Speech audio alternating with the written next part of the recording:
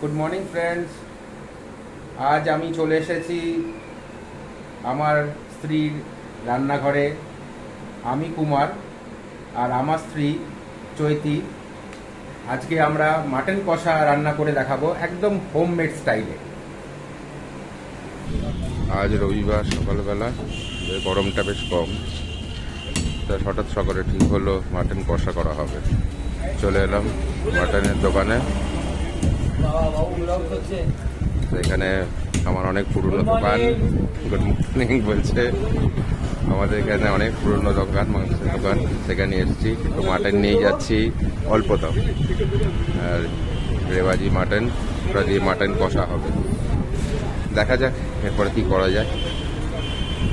এই দেখা যাচ্ছে সব উপকরণ, তার মধ্যে সকালবেলা কেনা মাংসের পিসগুলো দেখা যাচ্ছে, সঙ্গে বিভিন্ন বিভিন্ন মশলা, এবং তার সাথে কড়াই প্যান চাপানো আছে, এবং সব কিছু প্রায় রেডি, শুরু হবার অপেক্ষায়। এবার দেখা যাক রান্নার প্রণালী।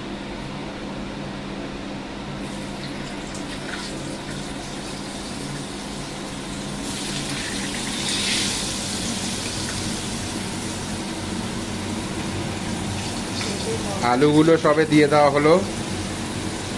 এবারে একটু আলুগুলোকে ফ্রাই করে নেওয়া হবে। যদিও বেসিক্যালি আপনারা জানেন মাটন কষা কিভাবে রান্না করতে হয়, তবে মনে হলো আমার বাড়িতে একটু যখন হচ্ছে মাটন কষা, একটু রান্না করে শেয়ার করি সবার কাছে। যদি সবার কিছু কেউ ভালো লাগে, একটু লাইক, কমেন্ট, একটু সাবস্ক্রাইব করবেন, তাহলে আমরা আরও উৎসাহ পাবো, আরও ফার্দার আরও ভিডিও তৈরি করার অনুপ্রেরণা পাবো। খুবই ঘরোয়াভাবে করা হচ্ছে, এবং ভিডিওটাও আমি খুব ঘরোয়াভাবেই তুলছি। কিছু ভুল হলে মার্জনা করে দেবেন। এই সকালগুলো সবে ভাজা হয়ে গেল, এই তুলে রাখা হয়েছে। এবারে ফোড়ন দেওয়া হয়েছে, মশলাপাতি আপনারা দেখতেই পাচ্ছেন।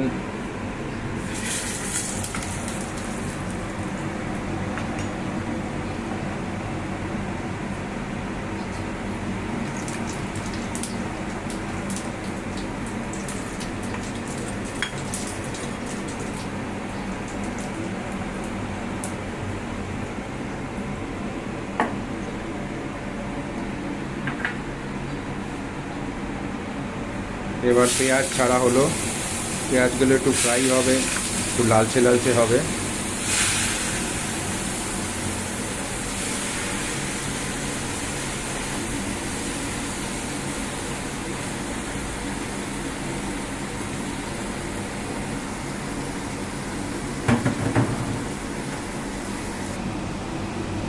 পেঁয়াজগুলো মোটামুটি ফ্রাইড হয়ে এসছে। এর মধ্যে এখন টমেটো ছাড়া হলো, বেশ লাল লাল হয়ে এসছে পেঁয়াজগুলো। এবার টমেটো, তারপরে আদা, রসুন, লঙ্কা সব পড়বে, সব অপেক্ষায় দাঁড়িয়ে আছে।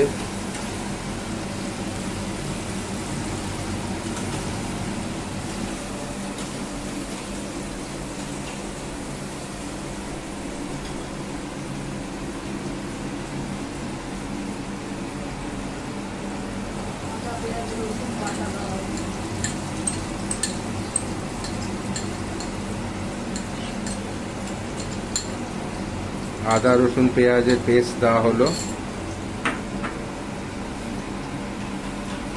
এবার একটু কষানো হবে।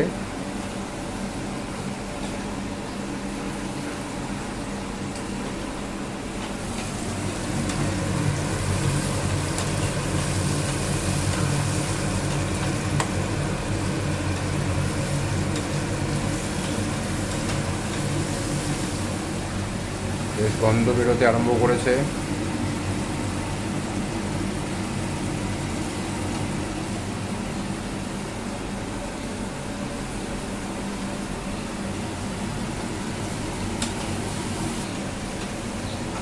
হ্যাঁ, মোটামুটি পেঁয়াজগুলো বাদামি রং হয়ে গেছে। এর মধ্যে হলুদ, লঙ্কা, জিরে সব পড়েছে। টমেটোগুলো মোটামুটি নরম হয়ে এসছে, আস্তে আস্তে কষানোর থেকে তেলও ছাড়ছে, আপনারা দেখতে পাচ্ছেন। এবার মাংসগুলো অপেক্ষায় রয়েছে, মোটামুটি এবারে প্যানেতে যাওয়ার অপেক্ষায়।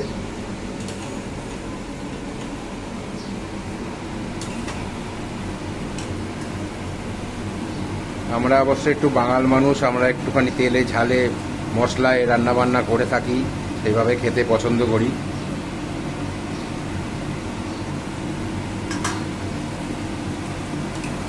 আমরা যদিও এখানেই জন্ম, তা হলো বাবা এবং তা পিতামহ সবাই বাইরের, বাঙাল থেকে, মানে অরিজিনটা আমাদের বাংলাদেশেরই, কিন্তু আমরা এখানে অনেক বছর ধরে জন্ম থেকেই রয়েছি। কিন্তু রান্না বান্নার একটা প্রচলন হয়ে গেছে বলতে পারেন, এই তেল মশলা ঝাল দিয়ে রগরগে করে মাংস রান্না করা।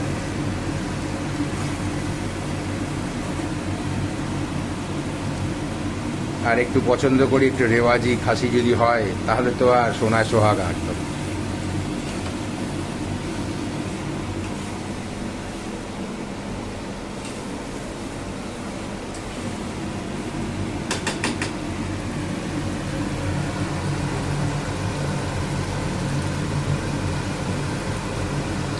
এখন মাংস কষছে, আর কিছুক্ষণ কষবে, তারপরে একটু ফ্রাই হয়ে গেলে, তেলটা ছাড়লে ফাইনাল প্রিপারেশনের দিকে যাবে। এবারে কাশ্মীরি লাল দেওয়া হচ্ছে একটু রঙের জন্য।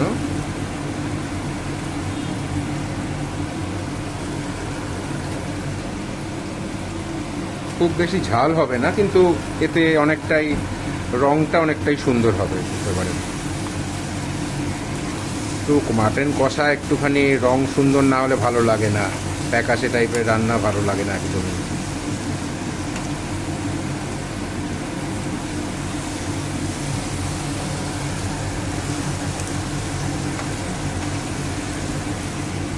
যদিও ইচ্ছা ছিল আজকে একটু রাং নিয়ে আসবো, কিন্তু রাং পেলাম না দোকানে। আপনাদের প্রথমেই সকালবেলা দেখিয়েছি, কিনতে গেছিলাম যখন, তাও সিনা থেকেই এনেছি, কারণ একটু সিনাতে বেশ একটু রেওয়াজি মাংস থাকে, খেতেও বেশ উপাদেয় হয়। দেখা যাক কত দূর হয় এবং রান্নার পরে কত দূর উপাদেয় খেতে হয়।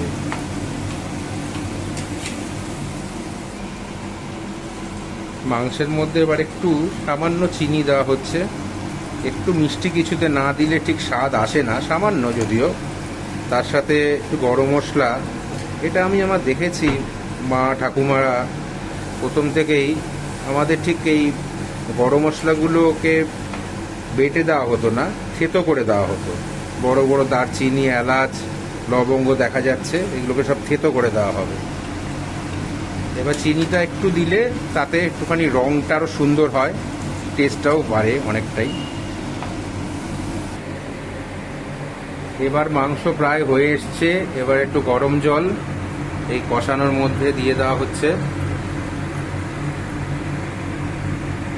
আমরা ইউজুয়ালি মাংস করলে, কষা মাংস করলে কড়াইতেই করি, কুকারেতে খুব কমই করা হয়। কুকারেতে করলে, ঝোল করলে কুকারে করা হয়, কারণ না হলে মাংসটা ভালো সেদ্ধ হয় না। কিন্তু কষানোতে কুকারে দিলে টেস্টটা আমার ধারণাতে কিছুটা কম্প্রোমাইজ হয়, সেই জন্য কড়াইতেই সবচেয়ে ভালো। এখন আবার দিনকাল পাল্টেছে, নীললেপের কড়াই হচ্ছে। আগে তো সব মা ঠাকুমাদের দেখতাম সব কালো কড়াইয়ের মধ্যে রান্না করতো, স্টিলের কড়াইতে। এবার আলুগুলোকে দিয়ে দেওয়া হচ্ছে।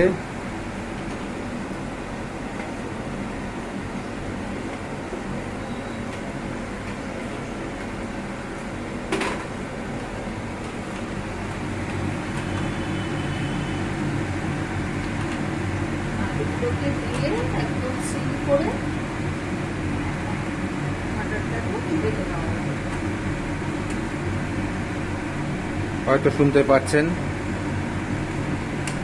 রাঁধুনির কথা। আমরা এই প্রথম ভিডিও তৈরি করছি, যেটা আমাদের অনেক আশা আছে, যদি আপনাদের একটু পছন্দ হয়, যদি একটু ভালো লাগে, তাহলে একটু লাইক করবেন, খারাপ হলেও কমেন্ট করবেন, ভালো হলেও করবেন, উপেক্ষা করবেন না।